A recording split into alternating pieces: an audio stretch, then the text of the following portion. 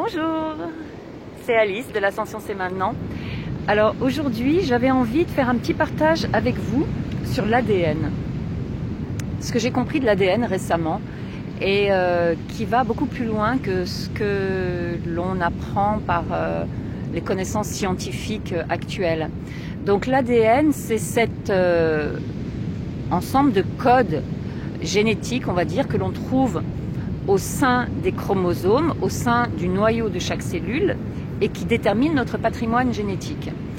Alors, les scientifiques ont établi que dans l'ADN, il y avait à peu près de 98% de ce qu'ils ont d'abord appelé de l'ADN poubelle, après c'était de l'ADN non codant, parce qu'ils ne comprenaient pas à quoi cet ADN servait, à quoi ces brins d'ADN servaient dans le fonctionnement du corps humain.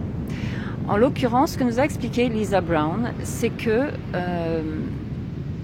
l'ADN a une fonction qui n'a pas du tout été encore mise en évidence par les scientifiques et qui est une fonction en fait de récepteur-émetteur par rapport à l'univers.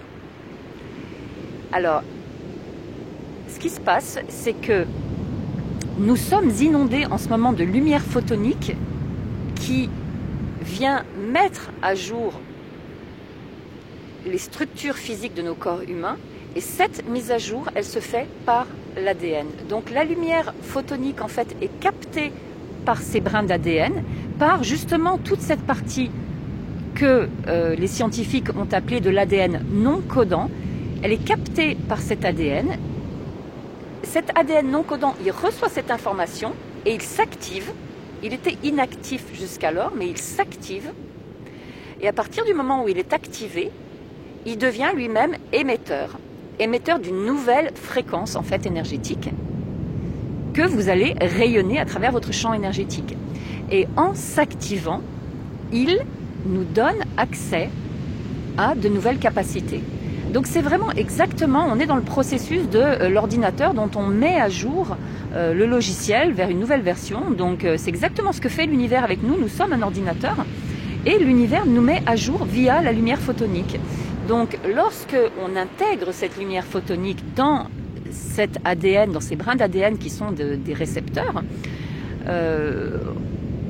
on intègre la possibilité de fonctionner avec des capacités plus élevées.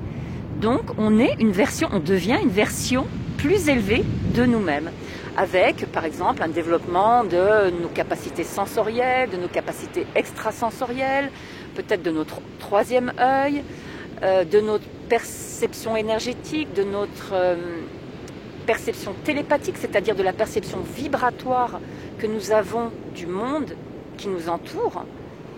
Enfin, bon, la liste serait longue, donc si vous voulez, voilà, on accède à une version plus élevée de nous-mêmes. Et tout ça, c'est grâce à l'ADN. Donc c'est quand même vraiment quelque chose de fabuleux. Et je voulais le partager avec vous parce que moi, je n'en ai eu de la compréhension que récemment, grâce à Lisa Brown.